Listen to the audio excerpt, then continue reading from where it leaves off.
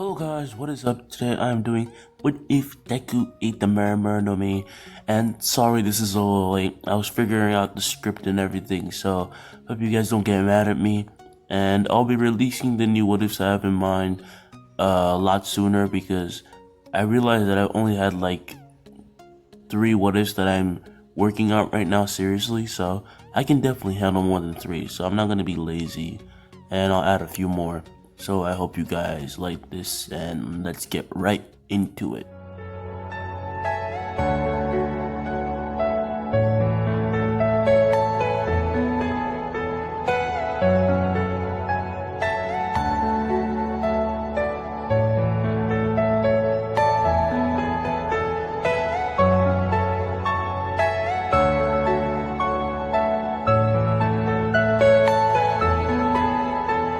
The Midori family is going to be known as a powerful family of espers that has been powerful since the beginning.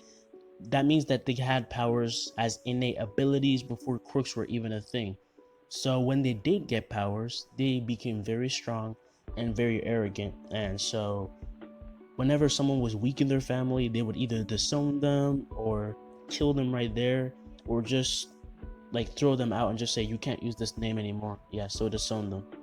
So their power will be telekinesis, and everyone is gonna have telekinesis. So they're a extraordinary powers. They can move flying and giant, like they can move gigantic objects, but can only push people away. They can't grab people and move them from the ground. It only mostly works on inanimate objects.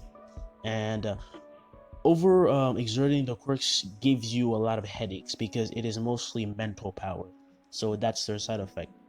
So when Izuku is born, everyone is always like expecting him to be the best. Also due to the fact that Inko, his mom, was a very powerful hero, and his dad was a very powerful fire hero. He can spit flames out of his mouth, and their genes combined together make people think that he could be the most powerful hero in their family. So he's always hyped up as this machine of power. So we're gonna get to his first day of school when he meets everybody in his classroom and says that he is a Midoriya, and everyone is excited because, oh my god, we have someone from the Midoriya family in our class. Bakugo obviously doesn't like all the attention that Deku was getting, and says his quirk will be better than Deku's.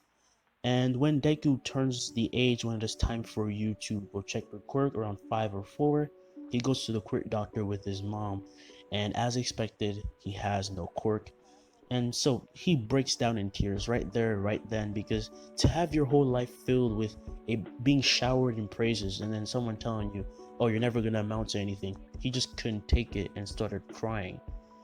And of course, they leave, and when they're in their car, Deku asks, Mom, can I still be a hero? Inko says nothing and instead looks at him with the most pitiable look, like she looks at him as if he just needs a lot of help and that he is nothing right now.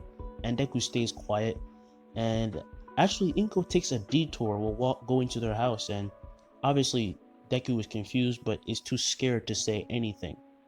And when she stops the car, she tells Deku to get out. And Deku says, Mom, why are we in the forest? And Inko says, because this is your new home, and I am no longer your mom. She uses her telekinesis to push him away. And Inko says, you are no longer part of the Midoriya family.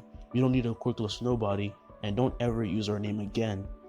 She gets in her car and drives away as Deku falls to his knees crying and yelling for Inka, but he can't see the car anymore. Deku gets up pretty sad and wants to find a tree to sleep under, and finds a tree, but under it he sees a strange orange fruit kind of buried in the land, and he digs it up and then bites it, and it is disgusting, but he eats it out of spite because he knows that he can't hunt food, so he'll die. He has no quirk, so he just does eat what he has. After doing so, he starts walking around and he finds a lake, and wants to bend down.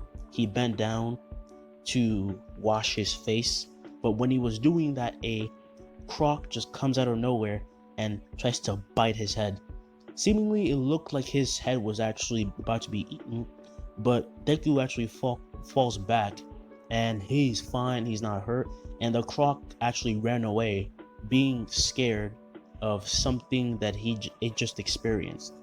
Deku doesn't have time for that and is already running away and is like really scared. He just experienced almost being eaten. He is scared out of his mind. And then when he stops running after a while because he is tired, his body erupts in flames, and there is one word in the back of his head, Mera Mera no Mi. And he guesses this is the fruit he ate or something because he's never heard of that before and it looked like a pretty weird fruit. And soon he realizes that it's not hurting, so he thinks that maybe that fruit gave him something because it looked pretty weird. It's not like he is erupting flames, it's like he is a flame. And so for the next 10 years, we're doing a time skip.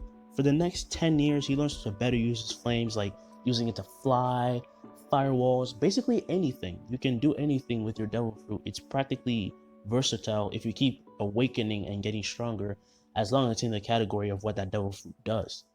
So he's pretty powerful. He also goes to the city from time to time and figures out that back when he was unexperienced in hunting, he used to go to the city to get food, and eventually he got used to using his powers and started hunting beasts, a bunch of animals to eat, and he built his own hut. And sometimes he created forest fires because he didn't know how to use his flames at first, but he fixed it up. Of course, he resents his parents and he feels a bit depressed, but tries to be positive and tries to smile through all of it. And I mean, he's kind of free right now. He doesn't have to worry about anything. So that's a good side to being abandoned by your family, I guess. So he's pretty fit as well. He has like a lot of muscle, and he wears animal fur like just around his waist, nothing on the top. Just leave it. He doesn't care. And one day he's like training some fire kicks, had to like release fire from his kicks. These huge waves of fire go out and burn everything in their path, and he was kicking into the air so he can't burn the forest. And as he is doing that, he feels a weird presence behind him and turns around to see an old man, and this old man is the hero Garp. His quirk is going to be barrier. He can create barriers around himself and or others, and envelop his fists and his feet to fight. If you get hit by his barriers, you get bounced off, so it's good for fighting and for rescues. Of course, Deku doesn't know who Garp is, but Garp is the number 2 hero in this universe, and Endeavor isn't. He's been out of the loop for 10 years, so it's expected. Garp says, "Hey kid, what are you doing out in the forest?"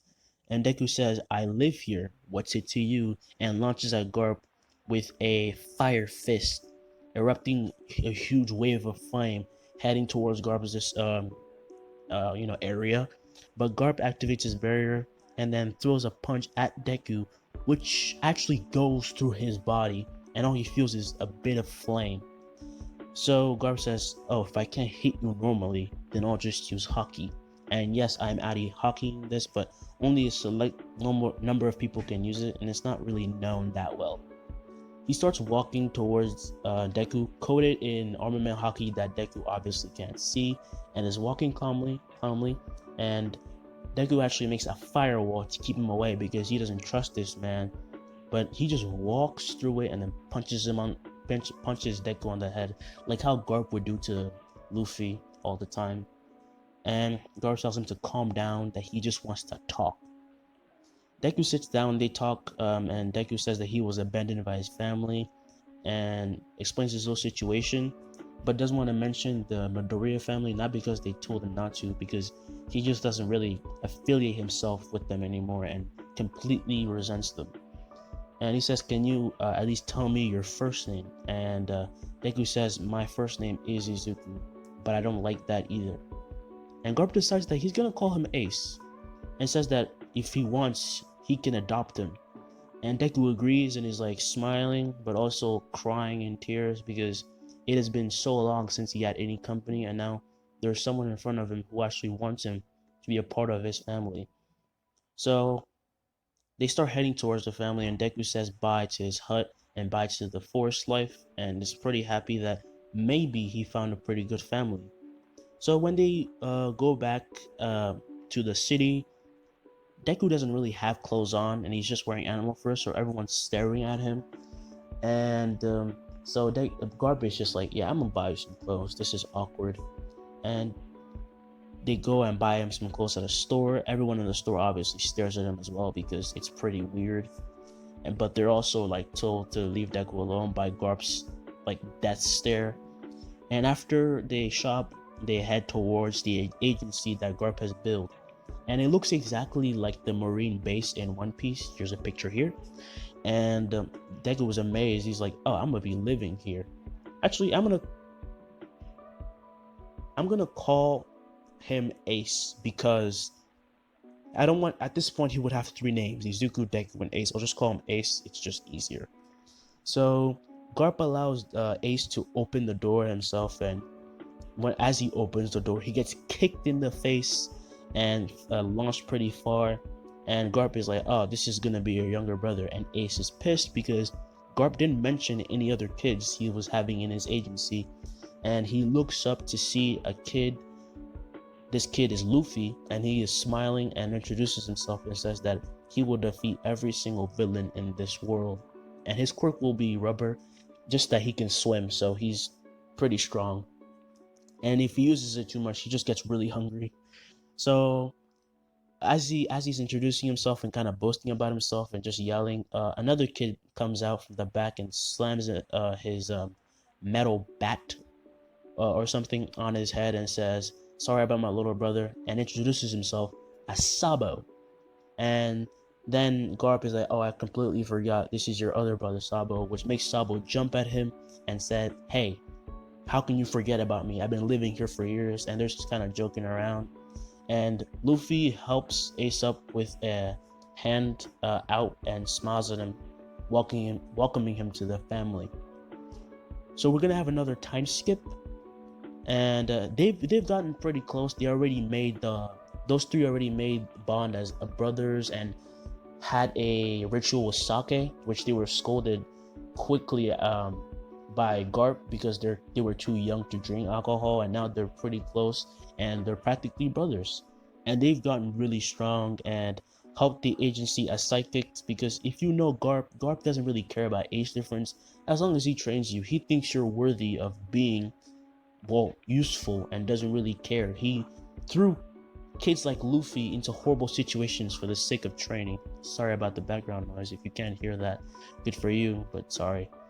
So after all those years, they also don't only help people on land but also on water, because they are a marine agency. And at one point, Ace does discover that he has a weakness to seawater and had to be saved by Sabo. And yeah, one day they were split up to go on separate missions. Ace having to deal with a sludge villain that was running around and killing people in attempts to find a body. Luffy has a mission to fight a crazy deranged clown calling himself Buggy, and has the quirk to split himself and is a pirate on the seas. And Sabo is investigating a criminal organization, aka the League of Villains. And that's actually where I'm leaving it off. I hope you guys like this. I think it's a pretty good series. It's going to be a pretty good series. I put a lot of thought into it and I like the storyline, so I hope you like it as well. And yeah, I will see you guys in the next video.